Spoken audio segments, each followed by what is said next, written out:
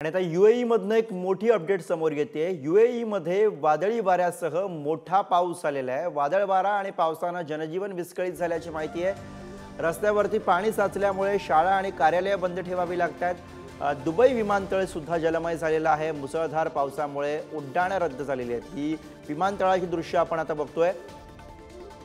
UAE मध्ये मुसळधार पाऊस आणि याचा फटका आता बसताना पाहायला मिळतोय। ही दृश्य समोर येत आहेत। रस्ते जलमय झालेले आहेत।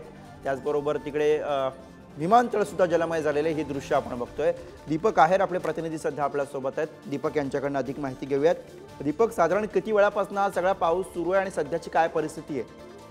नक्कीच UAE मध्ये मोठ्या पावसाचा फटका बसलेला आहे आणि त्याने पूर्ण जनजीवन जे आहे ते अस्तव्यस्त झालेले आहे।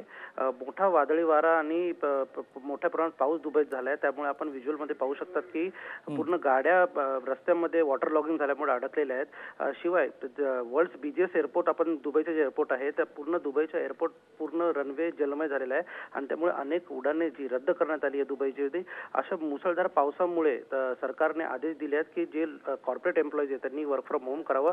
शाळाही बंद करण्यात आलेल्या आहे। अनेक उड्डाणेही रद्द करण्यात आलेली आहे। एक अजून कारण जे सांगितलं जात आहे, जे चर्चेत आहेत की दुबई अनेक वर्षांपासून क्लाउड सीडिंगचा एफर्ट करते आणि त्याच्यामुळे तिकडचे मेट्रोलॉजिकल एक्सपर्ट जे आहे त्यांनी असंही सांगितलं आहे की क्लाउड सीडिंगचं जे एफर्ट ह्या वर्षी दुबईने केलं होतं त्याचाही परिणाम असण्याची शक्यता वर्तवण्यात आलेली आहे। परंतु हा जो मोठा वादळी वारा आहे ज्यांनी पूर्ण UAEला, फक्त दुबईच नाही तर पूर्ण UAEला आपल्या कचाट्यात घेतले आहे, त्याच्यामुळे हे पूर्ण चित्र जे असं निर्माण झालंय। त्यामध्ये आपण बघू शकतो अबुधाबी, दुबई, शारजा, अजमान असे जे वेगवेगळे प्रांत जे आहेत ते पण त्याच्यामध्ये फसले आहेत। पण सगळ्यात जास्त इम्पॅक्ट जो इम्पॅक्ट झालाय तो फक्त दुबईवर झालाय आणि पूर्ण जनजीवन जे अतिशय कोलमडलं आहे। दीपक, मोठ्या प्रमाणावरती या ठिकाणी पाणी भरल्याचं दिसतंय। किती तास हा सगळा पाऊस झालेला आहे आणि यापुढे सुद्धा काही पावसाचा अंदाज व्यक्त करण्यात आलाय का? नक्कीच तिकडच्या मेट्रोलॉजिकल एक्सपर्टने अजूनही पाऊस होईल असा अंदाज व्यक्त केलेला आहे आणि गरिजा, मिडल ईस्टचे जे गरिजा आहे त्यांनी हे व्यक्त केलं आहे की मोठ्या प्रमाणात क्लाउड सीडिंग पूर्ण UAE मध्ये केली गेली होती आणि त्या प्रमाणात आता इतका मोठा वादळी वारा सुरू झालाय। काल रात्रीपासून हा पाऊस सुरू आहे मोठ्या प्रमाणात।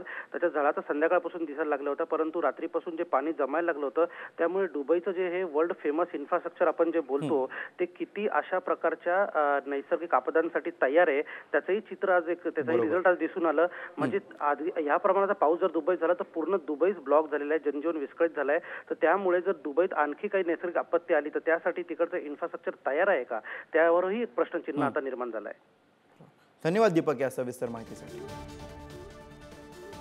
तर दुबईमधली दृश्य आपण बघतोय। दुबई विमानतळावरची ही दृश्य आहे जिकडे विमानतळ सुद्धा अगदी जलमय झालेला आहे आणि त्यामुळे अर्थातच उड्डाणांवरती परिणाम झालेला आहे। शाळा, कार्यालय बंद ठेवण्याची वेळ आलेली आहे। रात्रीपासून सुरू झालेला मुसळधार पाऊस आणि त्याचा हा परिणाम आता दुबईमध्ये दिसतोय।